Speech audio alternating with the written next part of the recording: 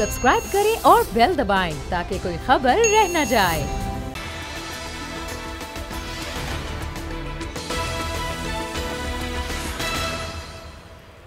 अस्सलाम वालेकुम, मैं हूं फैसल अजीज खान और आप देख रहे हैं बात होगी।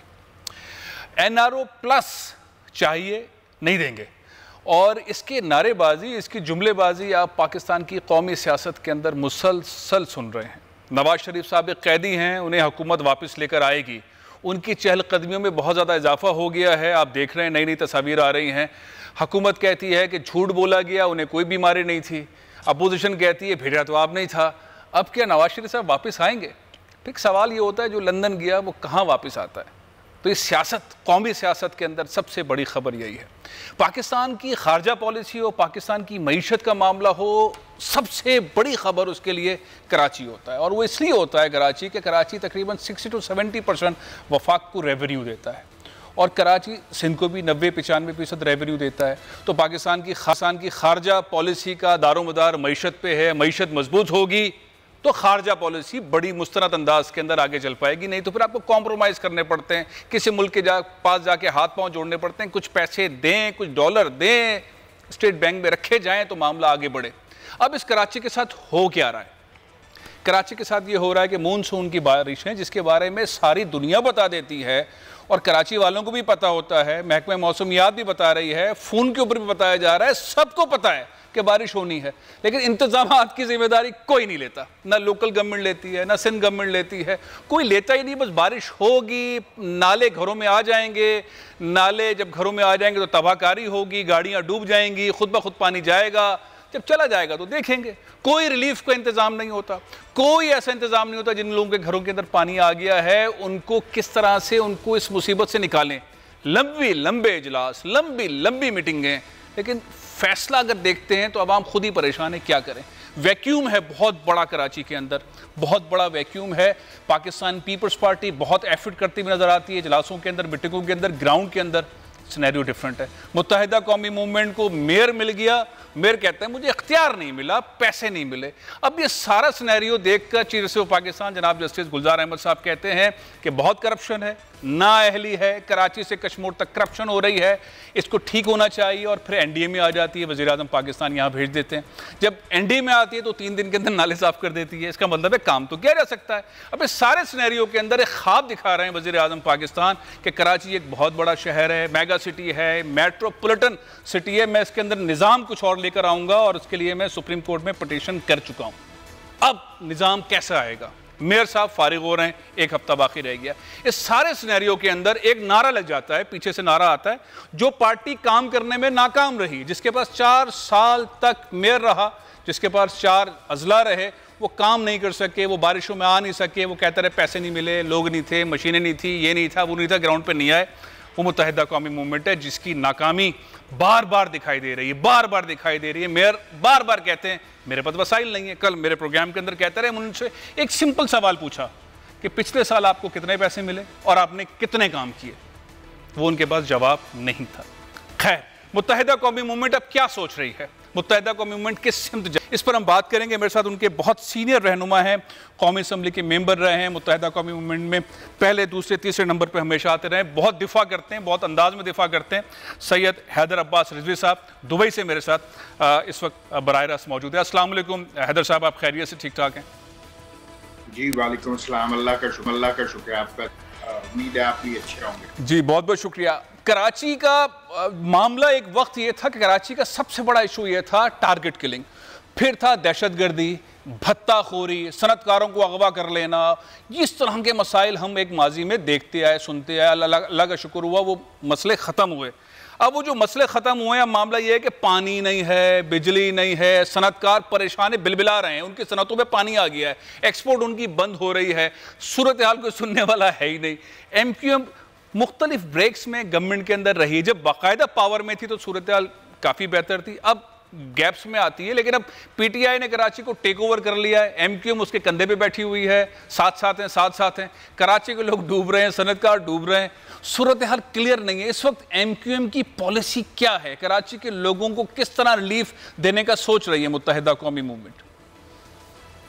शुक्रिया फैसल, आपने जिन मसाइल की निशानदेही की चाहे बिजली हो, चाहे पानी हो, चाहे लॉ एंड ऑर्डर सिचुएशन हो, चाहे वो तालीम हो, चाहे वो बल्दियात के इशू हो।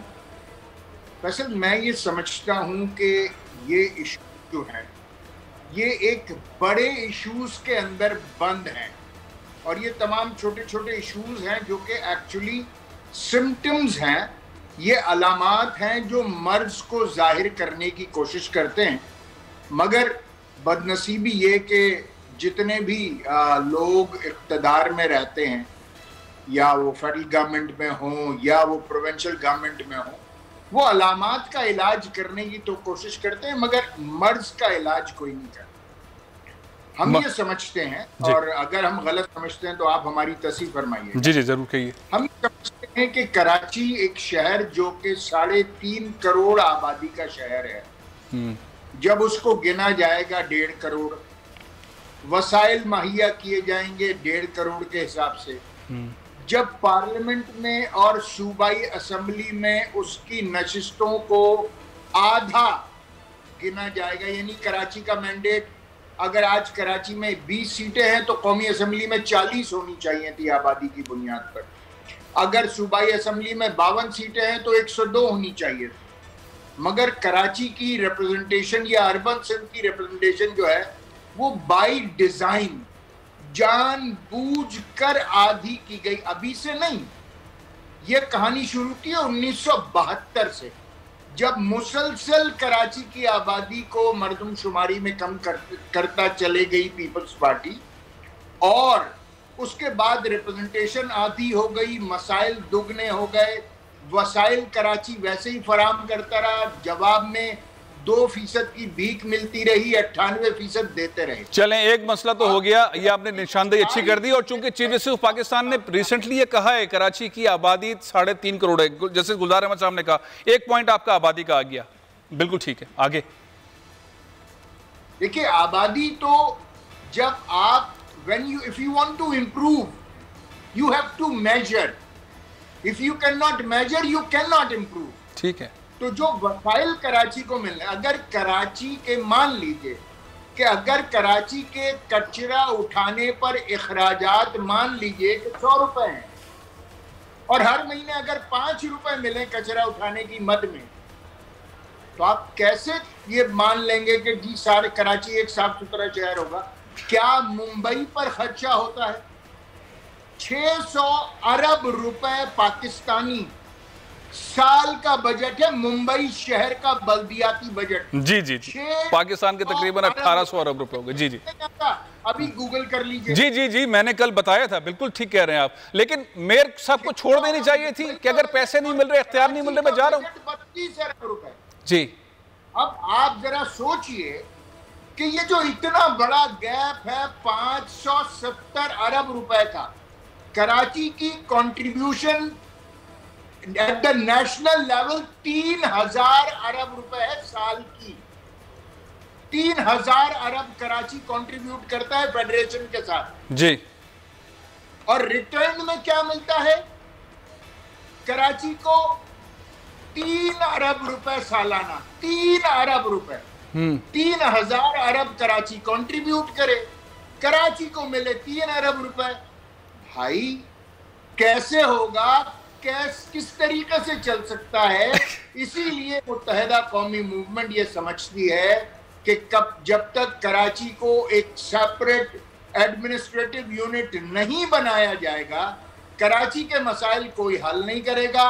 पीपल्स पार्टी तो बदनीयत है, वो तो जानबूझकर कराची बर्बाद कर रहे हैं। फेडरेशन भी कुछ नहीं कर पाएगा अगर यही सूरत हाल रही तो। आपने ये कहा कि बदनीयत है Pakistan peoples party. Recently peoples party ने कराची में काफ़ी प्रोजेक्ट किए। अब सवाल ये उठ रहा है कि मेयर कराची वसीम अख्तर, ये मुत्तहिदा कौमी मूवमेंट, जब उन्हें मालूम है कि उनके साथ ये हो रहा है, फंड्स नहीं मिल रहे हैं, इख्तियारात नहीं मिल रहे हैं, मुसलसल 4 साल ये बात कहते रहे, तो मुत्तहिदा कौमी मूवमेंट ने क्यों ये मुतालबा नहीं किया कि अपने तमाम लोगों को ले जाके पाकिस्तान पीपल्स पार्टी के वजीर आला हाउस के बाहर खड़ा करें, एहतजाज करें या रिजाइन करें? कोई ऐसा सीन तो करें। आपने 4 साल तो गुजार दिए, आज आके कह रहे हैं कि एडमिनिस्ट्रेटिव यूनिट बनाया जाए। 4 साल की हनीमून पीरियड थोड़ी था, बड़ा पीरियड होता है हैदर साहब ये। आपकी बात फैसल जो है, मैं उसको अगर मुझे इजाजत दें जी जरूर। एमक्यूएम के पास ऑप्शन था कि मेयर कराची रिजाइन कर दे। अच्छा, पहली बात तो ये कि जब SLGO सिंध का तब्दील हुआ था तो उस वक्त तक तो मैं खुद भी कराची में था, और जब ये इलेक्शन कैंपेन चल रही थी तो उस वक्त भी इलेक्शन कैंपेन में मैं खुद जो था वो कैंपेन कर रहा था। तो बड़ी वाज़ेह तौर पर मीडिया के आगे उस वक्त भी हमने रख दिया था कि जो SLGO है उसमें सिटी डिस्ट्रिक्ट गवर्नमेंट को कोई इख्तियार नहीं है, कोई इख्तियार। अब हमारे पास ऑप्शन क्या बचता था कि अगर इख्तियार नहीं मिल रहे, वसाइल नहीं मिल रहे, तो हम रिजाइन कर दें। ठीक है, आपने पहले भी ये काम करके देखे हैं। 1993 में भी MQM ने इलेक्शन बाइकआउट किया है और 2001 में भी इलेक्शन बाइकआउट किया है। और अगर MQM इस तरीके से, जिसको क्रिकेटिंग टर्मिनोलॉजी में कहते हैं, वॉक ओवर दे दे, हमारे पास ऑप्शन था कि वॉक ओवर दे देते, मेयर कराची रिजाइन करता, उसके बाद क्या? आप विकेट पे खड़े रहे, आपने कहा टुक टुक टुक टुक ड्रॉ कर देंगे मैच लोग। नहीं, मैं आपकी बात समझ गया। मैं हैदर भाई आपको एक चीज सुनवाना चाहता हूं, इमरान खान साहब क्या चाहते हैं? खान साहब वो शख्स हैं जिन्होंने कराची से इंतखाब लड़ा, कराची वालों ने वोट दिया, PTI ने सबसे ज्यादा सीटें ली। इमरान खान साहब के जहन में है क्या, वो कैसा देखना चाहते हैं कराची को, और वो अदालती जंग लड़ रहे हैं? रिसेंटली एक इंटरव्यू में उन्होंने क्या कहा, देखिए, फिर हैदर साहब से इस पर जवाब लेंगे। सुने हैदर साहब, ये रिसेंट इंटरव्यू हुए। इमरान खान साहब कई दफ़ा पहले भी, इलेक्शन से पहले जब कराची में जलसे करते थे, तब भी कराची के बारे में उनका ड्रीम है कि लंदन के मेयर सादिक खान जैसे पावर्स कराची के मेयर के पास हों। अभी इन्होंने चंद रोज़ पहले ये दोबारा बात की है, अदालत में वो गए हुए हैं। Chief justice of Pakistan Karachi के बारे में रिमार्क्स कई दफ़ा देते रहे, सिंध गवर्नमेंट के बारे में देते रहे। अब इस सारी रोशनी के अंदर MQM की क्या स्ट्रैटेजी है? MQM क्या इस फॉर्मूले को जो इमरान खान साहब कह रहे हैं इसे ओन करती है, ये इस प्रोग्राम का हिस्सा है, या आपका कोई डिफरेंट पॉइंट ऑफ व्यू है इस पर? देखिए, बात ये है कि MQM का पॉइंट ऑफ व्यू उसमें बड़ा वाज़ेह है। हम चाहते हैं कि कराची को जो एक मेट्रोपोलिस का स्टेटस है, जैसे लंदन का स्टेटस है, जैसे न्यूयॉर्क का स्टेटस है, जैसे टोक्यो का स्टेटस है, जैसे शंघाई का स्टेटस है, जो मेट्रोपोलिस स्टेटस है वो कराची को मिलना चाहिए। मगर local government is always the third tier of government. ठीक है, तीसरा टियर होता है गवर्नमेंट का। We are also demanding about the second tier of government के वफाक, शहरी सिंध सूबा और फिर कराची। इख्तियारात इस तरह डिवॉल्व होंगे। हमें नीयत पर कोई भरोसा नहीं है, बल्कि हम पीपल्स पार्टी की हुकूमत की सियासत को पिछले 50 साल में मुकम्मल तौर पर यह समझते हैं कि उन्होंने कराची की पुष्ट पर और अर्बन सिंध की पुष्ट पर खंजर भोंके हैं। वो जानबूझ के बर्बाद करना चाहते हैं, वो कराची को गुलाम गर्दिश के तौर पर देखते हैं। तो लिहाजा जब तक शहरी सिंध का mandate second tier of government और थर्ड टियर ऑफ गवर्नमेंट में नहीं होगा, जब तक इख्तियारात इस लेवल पर नहीं होंगे शहरी सिंध के पास, ये मसला हल नहीं होगा। देखिए, ये बहुत जज्बाती मामला है। सिंध के लोग सिंध धरती के हवाले से बहुत डिफरेंट पॉइंट ऑफ व्यू रखते हैं, और जब भी ये बात आती है इस पे बहुत जज्बाती किस्म का रिएक्शन आता है। सिंध की तकसीम तो मुमकिन नहीं है। जिस तरह का इन्वायरमेंट है सिंध के अंदर, कोई सियासी जमात भी आपके साथ नहीं है, PTI आपके साथ नहीं है, फंक्शन लीग आपके साथ नहीं है, जमात इस्लामी आपके साथ नहीं है, ANP आपके साथ नहीं है, मुस्तफ़ा कमाल साहब की जमात PSP वो आपके साथ नहीं है, कोई मजहबी सियासी जमात इस नुक्ते पर MQM के साथ नहीं है। तो ये चीज़ तो होने वाली नहीं है, और इसका तरीक़ेकार भी जो है, प्रोसेस, लीगल प्रोसेस, वो भी बहुत मुश्किल है। तो ये तो एक ऐसा है कि आप ट्रक की बत्ती के पीछे लगा दें कि हमें सुबह चाहिए, और वो सुबह होना ही नहीं है। तो प्रैक्टिकल बात करें हैदर रिजवी साहब, प्रैक्टिकली क्या पॉसिबल है? क्या इमरान खान साहब की जो तजवीज़ है सुप्रीम कोर्ट वाली, उस पर जाएंगे?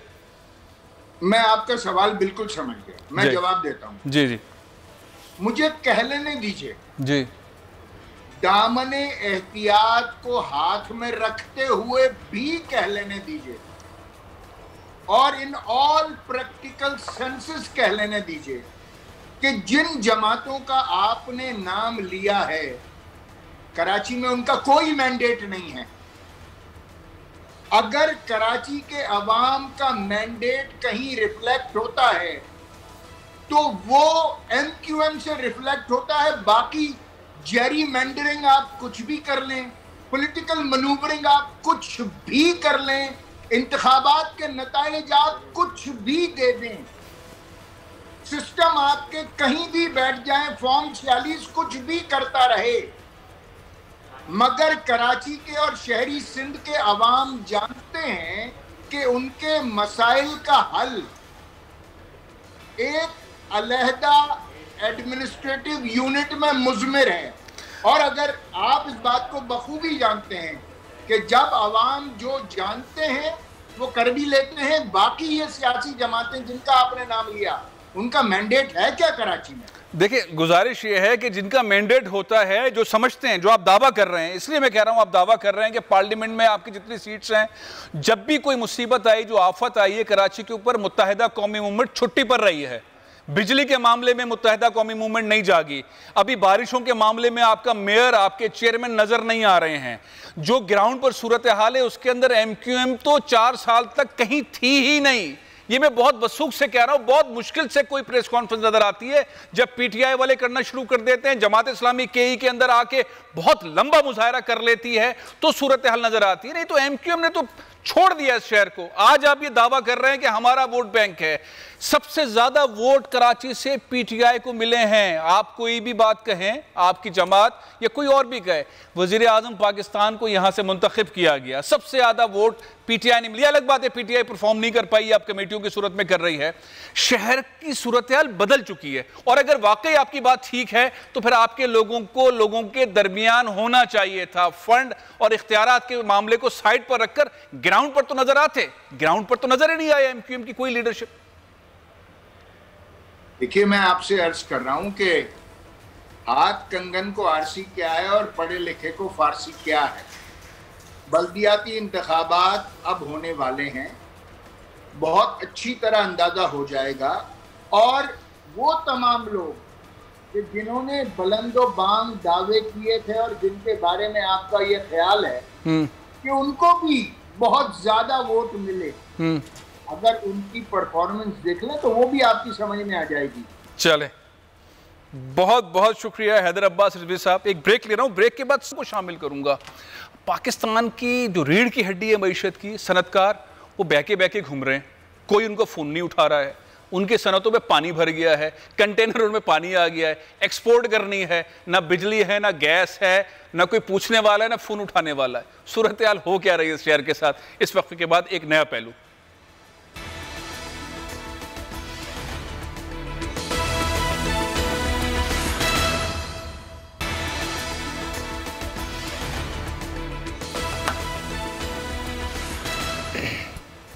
कराची के मसले को हल करने के लिए क्या स्ट्रैटेजी होनी चाहिए? सियासी जमातें एक पेज पर क्या बल्दियाती इंतखाबात से पहले आ जाएंगी? ये जो मामला हम देखते हैं बिजली का, पानी का, इंफ्रास्ट्रक्चर का, ट्रांसपोर्ट का, कराची सर्कुलर रेलवे का, कचरा उठाने का, ये क्या वाकई दुनिया के और शहरों के अंदर भी, इस साइज़ के शहरों के अंदर इतने मसाइल हैं कि इतनी बड़ी पैमाने पर सियासी जमातें उसको डिस्कस करें, कमेटियाँ बने, हुकूमतें डिस्कस करें और वो हल ही ना हो, वो हल ही ना हो। और यहाँ पर हम बार बार देखते हैं मानसून की बारिशों के हवाले से मेट ऑफिस कह रहा है कि बारिशें होने वाली हैं, इंतज़ामात ग्राउंड पर नज़र नहीं आते। इसी सतह की बारिशें हमने रिसेंटली मुंबई के अंदर देखी।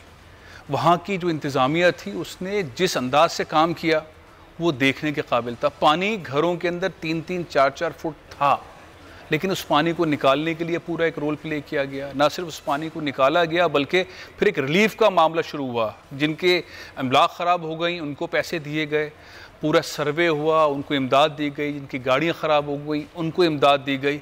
क्या ये कराची में मुमकिन नहीं है सिंध गवर्नमेंट या लोकल गवर्नमेंट या वफाकी हुकूमत, जिन घरों के अंदर ये पानी चला गया है, नाले चले गए हैं, घर ख़राब हो गए हैं, लोग अपने घरों से निकल के दूसरी महफूज जगहों के ऊपर जा रहे हैं, मुसलसल ये चीज़ हो रही है, इस रिलीफ की साइड पर कोई क्यों नहीं देखता? साबिक वज़ीर मुत्तहिदा कौमी मूवमेंट से ताल्लुक़ था, आजकल PSP में हैं, शब्बीर कायम खानी साहब, वो मेरे साथ मौजूद हैं। और हम एक और नौजवान को देखते रहे जिन्होंने बड़ी इज़्ज़त बनाई, और इज़्ज़त इस बात पे बनाई कि जहाँ देखा कोई काम नहीं हो रहा तो वो कूद जाया करते थे। फिक्सड एक तंजीम बना ली, आलमगीर साहब वो भी मेरे साथ मौजूद हैं, आजकल MNA भी हैं, लेकिन वो नज़र नहीं आ रहे हैं आजकल। एमएनए बनने से पहले नजर आते थे। मैं गुफ्तगू का आगाज करता हूँ आलमगीर साहब आपसे, आप खैरियत से हैं? पाकिस्तान तहरीक इंसाफ ने आपको ऑन किया, बहुत इज्जत दी, कराची के लोगों ने आपसे बहुत मोहब्बत की। आजकल आप कहाँ हैं? अपने हलके में दिखाई नहीं दे रहे, कहीं हैं, कोई काम वाम कर रहे? पानी बहुत ज़्यादा है, लोग बहुत तकलीफ़ में, जिनकी अमलाक को नुकसान पहुँचा है, जिनकी गाड़ियों को नुकसान पहुँचा है, वो चाहते हैं कोई आवाज़ उठाए, उन्हें उनकी गाड़ी बनवा दे, उनका घर ठीक करवा दे। इसके लिए कोई कैंपेन की ज़रूरत है। आप अगर ये कैंपेन चलाएं तो मसला हल हो सकता है।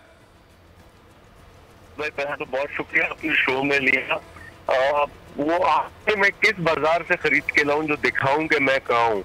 ओ भाई मैं कराची में यूं कैंपेन भी चला रहा हूँ। इसी वज़ीर आला का पुतला गुजर नाले पे खड़ा करके दुनिया को बताया बारिश होने से पहले कि खुदारा इसकी सफाई कर दे, लेकिन नहीं करते। आज एमएनए होने के बावजूद 2 FIR भुगत रहा हूँ प्रोटेस्ट की मद में, जेल जा चुका हूँ एहतजाज की वजह से। तो मैं तो आवाज उठा रहा हूँ, लेकिन ये नाकाफी है। और फिर मेरे फिक्सेट के वसाइल में ये एक्सपेक्ट ना करें कि मैं कराची के 38 नाले फिक्सेट के 2 ट्रैक्टर या चंद मशीनरी से साफ कर दूंगा। मेरे महदूद वसाइल हैं और बहैसियत एमएनए मुझे पार्लियामेंट भी जाना पड़ता, वहाँ जो पार्लियामेंट के मामलात होते हैं उसमें भी इन्वॉल्व होना पड़ता। तो खैर मैं आवाज उठा रहा हूँ। ऑनेस्टली जो पहले था आज भी वही हूँ। मेरे पास सोशल मीडिया के अलावा जरा ही नहीं है लोगों को आगाह करने के। अपनी एक्टिविटीज के बारे में बताता हूँ सोशल मीडिया के जरिए। ये मुमकिन नहीं है कि मैं 34-35 कैमरे एक वक्त में लेकर 24 घंटे चले जबरदस्त आप काम कर रहे हैं। एक वक्त ये था जब आप एमएनए नहीं थे, तो जो आप काम करते थे वो सारे कैमरे दिखाते थे, गटर के ढक्कन भी दिखाते थे, आपकी मूवमेंट भी दिखाते थे, आपका स्टाइल भी बड़ा मकबूल था, मूंछों पे हाथ फेरना भी बड़ा मकबूल था, लोग आपको देख साथ चलते थे। आजकल जहां आप चल रहे, लोग आपके साथ चल रहे, कोई ऐसा फुटेज शेयर करे ना, ताकि हम ये लोगों को बताएं कि नहीं, एमएनए बनने के बाद भी कराची के लोगों के साथ खड़े हैं। एक तो पॉइंट ये, दूसरा पॉइंट ये कि भाई गवर्नर आपका, इतने सारे वजीर आपके, सदर मुमलिकत आपके, सब लोग तो कराची के हैं। ये 2 ट्रैक्टर अब भी आपके पास है, अब भी आपको ये मसला, अब तो आपके पास ज्यादा रिसोर्स होनी चाहिए। अब तो वजीर आजम पाकिस्तान कह रहे हैं कराची में ये काम करो। अब तो अपोजिशन वाला टाइम थोड़ी रहा, अब तो आप गवर्नमेंट हैं। अब आप गवर्नमेंट है, जहां घुसेंगे कोई सामने आएगा नहीं है। काम करना आपको कौन रोक सकता है? अब फैसल भाई 2 चीजें हैं। एक तो ये कि देखें, जहां तक मामलात जो बिगड़े हुए हैं इनको ठीक करने के लिए इदारे सारा साल फंक्शन करते हैं, और वो बदकिस्मती से हम एमएनए के पास नहीं है। यानी सॉलिड वेस्ट मैनेजमेंट का काम है कचरा उठाना। ये जो नालों पे कचरा आता है ये इनकी नाअहली की वजह से आता है। Karachi water and sewerage board का काम है सीवरेज को ठीक करना। ये सूबे के पास है, ये मेयर के पास भी नहीं है आज जैसे माजी में होते थे। ये सब वजीर बल्दियात के अंडर है। हम जब इस पे इंटरवीन कर दे तो ये आगे से कहते हैं 18वीं तरमीम पामाल कर रहे हैं। अब जो आपकी बात है कि प्राइम मिनिस्टर हमारा फला हमारा, आपने देखा कि अभी असद उमर और अली और एनडीएमए को इन्वॉल्व किया वजीर आजम ने, एक कोऑर्डिनेशन कमेटी बनाई है इन मामलात के लिए। देखिए सूबे को इंगेज किए बगैर नामुमकिन है कि वफाक कुछ कर सके। सूबा जब तक कोऑपरेट नहीं करेगा नामुमकिन है। बिल्कुल ठीक बात की, मेरे साथ आप रहें। मैं आपका पॉइंट समझ गया। एक और साहब है, उनका नाम है जफर अब्बास, एक तंजीम चलाते हैं, एनजीओ चलाते हैं, किसी हुकूमत में नहीं है। वो 200 ट्रक जो डंपर ट्रक लेकर ट्रैक्टर लेकर शहर में सफाई के लिए उतरा हुआ वो आदमी, ना उसके सामने 18वीं तरमीम आ रही है, ना लोकल गवर्नमेंट आ रही है, ना वफाकी हुकूमत आ रही है, ना सिंध हुकूमत आ रही है। वो काम किए जा रहा है। मैं कोशिश करूंगा उनसे भी बात करूं। लेकिन शब्बीर कायम खानी साहब, आपकी पार्टी के अंदर स्पेशलाइजेशन है, आपके जो चेयरमैन है वो, उनके बारे में कहा जाता रहा, लोग देखते भी रहे, कराची को बनाने में उनका बड़ा रोल रहा। आप लोग इस सारे क्राइसिस के अंदर किस तरह की स्ट्रैटेजी बना रहे हैं? किस तरह कराची को सेफ करने के मामलात को आगे लेके बढ़ रहे हैं? शब्बीर साहब। बिस्मिल्लाहिर्रहमानिर्रहीम। फैसल साहब, मैं भी आपका प्रोग्राम देख ही रहा था जी, और इल्ज़ाम तराशी के अलावा मैं ये कहता हूँ कि जिन 2 साहब से आपने भी कराची गुफ्तगू की, ये बातों के चैंपियन हैं और ये सिर्फ लफाजी करते हैं, बाकी कराची के लिए इनकी पार्टी ने अब तक तो कुछ भी नहीं किया। अभी हैदर रिजवी साहब लाइन पर से आपसे काफी गुफ्तगू की उन्होंने। वो मुंबई के भी मिसाल दे रहे थे कि वहाँ 600 अरब रुपए का बजट और यहाँ पर 25-30 अरब रुपए का बजट है। बात बजट, जो बजट आपको मिलता है उस बजट में तो करके दिखाएं कुछ आप। कराची की जो सूरत हाल है, जो बारिशें होती हैं, खासकर इस बारिश पे ये प्रोग्राम होते हैं, आप देखें कि जो बाराने रहमत है वो जहमत बन जाती है। घंटों की बारिश जो है इतने मसाइल पैदा कर देती है कराची में कि लोग करंट लगने से मर जाते हैं, फिर रोड पर ट्रैफिक जाम हो जाता है।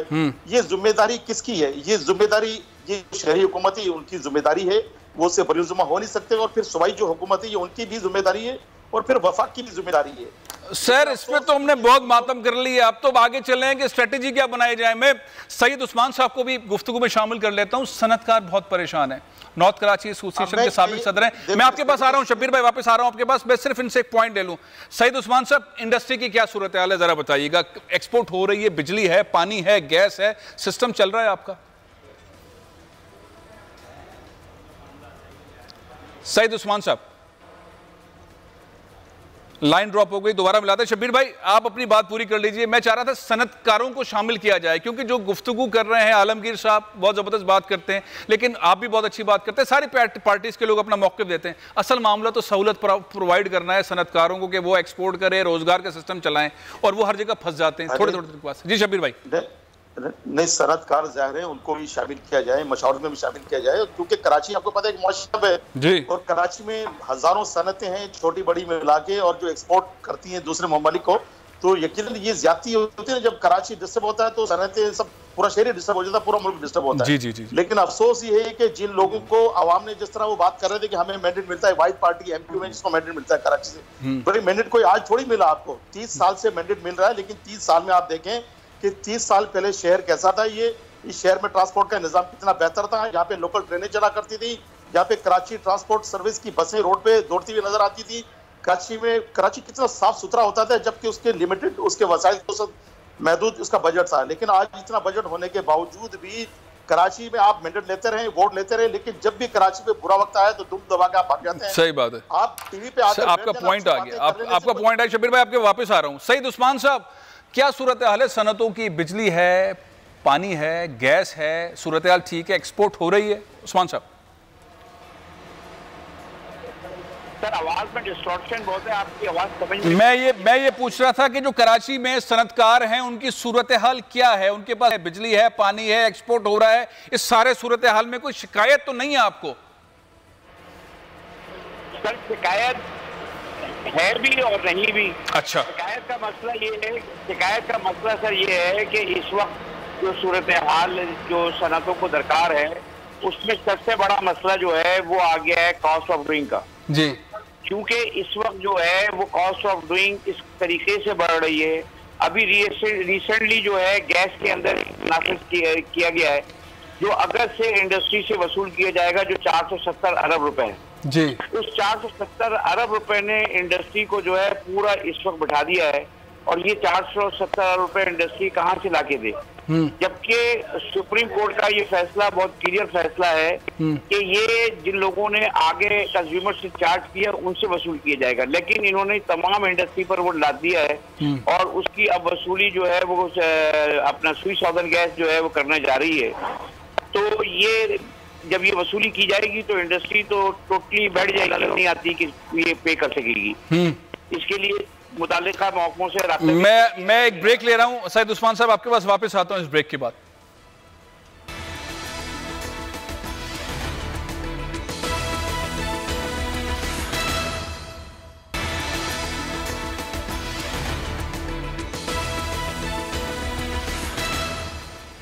कराची जैसे शहर के अंदर जहाँ 26,000 से ज़्यादा सनतें हैं, अब जहाँ ये कह दिया जाए कि बिजली फराहम नहीं होगी, और चूँकि बारिश हो गई है और फिर पानी सनतों के अंदर आ जाए, गैस भी मुहैया ना हो रही हो, तो फिर ऐसी सूरत हाल के अंदर एक्सपोर्ट कैसे होगी? मईशत का जो पहिया कराची चला रहा है उसमें रुकावट आएगी तो कौन बीच में पड़ेगा? सईद उस्मान साहब हमारे साथ मौजूद थे, नॉर्थ कराची इंडस्ट्रियल एरिया के साबिक सदर रह चुके हैं। सईद उस्मान साहब, मैं आपसे जानना चाह रहा था, बारिशों के इस सीज़न के अंदर इंडस्ट्री को जो परेशानी है उसके हल के लिए आपके साथ कौन सा हुकूमती इदारा राब्ते में है?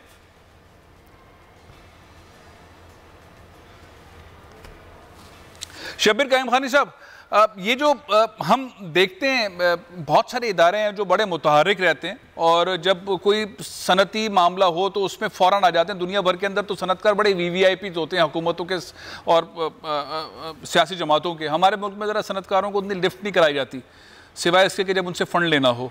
आप ये पाकिस्तान का जो मईशत को चलाने वाला शहर है, इसमें सनतकारों के मसाइल के हल के लिए आपकी जमात क्या ऐसा कोई प्लान बना रही है या बना सकती है? देखिए जी, इस वक्त तो हमारी जमात जो है इस वक्त हुकूमत में तो है नहीं, लेकिन जो भी हमारे वसाइल हैं वो अवाम ने देखा कि इन बारिशों के अंदर जिस तरह पाकसर ज़मीन पार्टी की जो फाउंडेशन के जो रजाकार थे किस तरह अपनी मदद आपके तहत रोड पर उतरे और अवाम को किस तरह उन्होंने रिलीफ पहुंचाया। इंशाअल्लाह ताला आप दुआ करें कि हम इस काबिल हों, कराची के लोग हमें वोट दें, हम इस काबिल समझें, क्योंकि मुस्तफा कमाल ही वाहिद डायनेमिक लीडर हैं जिन्होंने कराची में पहले डिलीवर किया। जब वो नाजिम रहे तो कराची में बहुत से लोग कहते हैं कि वो तो परवेज मुर्शिद साहब के जमाने के अंदर वो नाजिम थे तो वो उस वक्त पैसे बहुत हो रहे थे।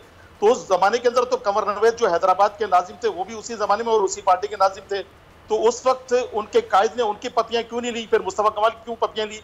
इसलिए कि मुस्तफा कमाल ने कराची के अच्छा, आज तो आपने ये बता दिया कि ये जो पप्पियां देने वाला मामला ये है क्या। मुस्तफा कमाल साहब आपकी क्लास ले सकते हैं इस वाली बात पे। खैर आलमगीर खान साहब ये बताइए कि यहाँ तो कारकर्दगी के ऊपर ये वाला रुझान है, आप भी मेहनत कर रहे हैं, इमरान खान साहब आपको बुला के कोई हिदायत देते हैं, कोई MNAs जो कराची के हैं उनके साथ बैठकर कोई प्लान बनाया है? ये कमेटी तो है जो बनी है, इस कमेटी की परफॉर्मेंस भी देख ली जाएगी, लेकिन कोई इमरान खान ने कराची के MNAs के साथ कोई डिस्कस किया खासतौर पर आपके साथ? जी आलमगीर साहब, स्पेशली तो कुछ डिस्कशन नहीं हुई जी। मेरे से काफी सीनियर लोग हैं, उन्हीं के साथ डिस्कशन होती, वहीं से हमें डायरेक्शन मिलती। और ये जरूर है कि कराची को लेके काफी सीरियसनेस है और सिर्फ इशू ये आता, हम कार तलाश कर रहे होते कि जिसके तहत हम सूबे को इंगेज करें या सूबे को साथ चलाकर या सूबे को हटाकर कैसे हम कराची में खिदमत कर सकते हैं। प्रॉब्लम यहाँ यही आता। सूबे को हटा के क्या मतलब? सूबे को हटा के क्या खिदमत करने का प्लान है PTI का? क्या सूबे हुकूमत को हटा के कोई प्लान है?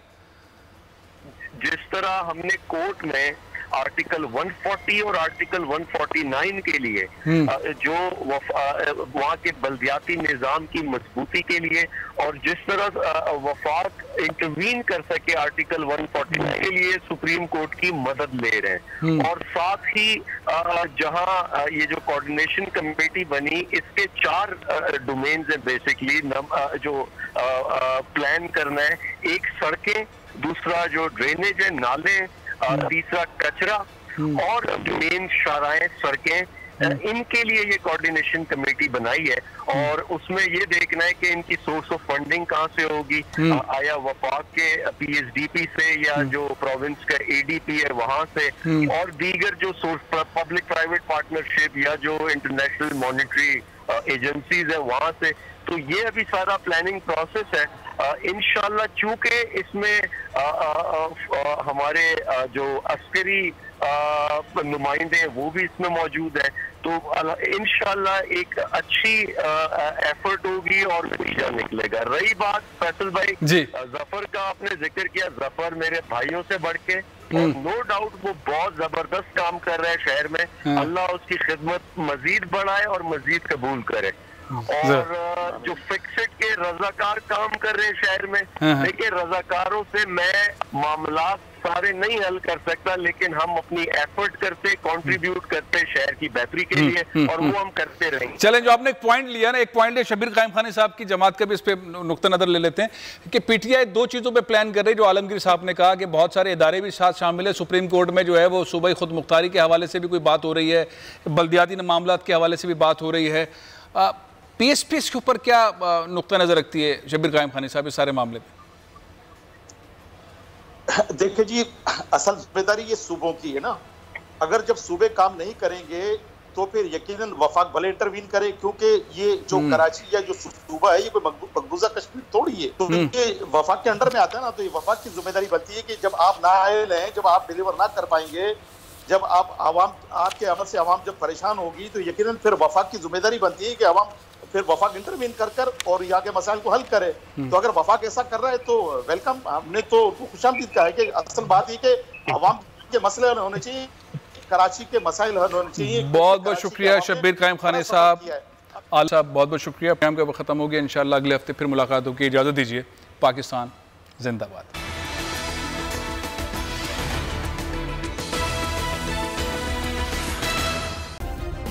सब्सक्राइब करें और बेल दबाएं ताकि कोई खबर रह न जाए।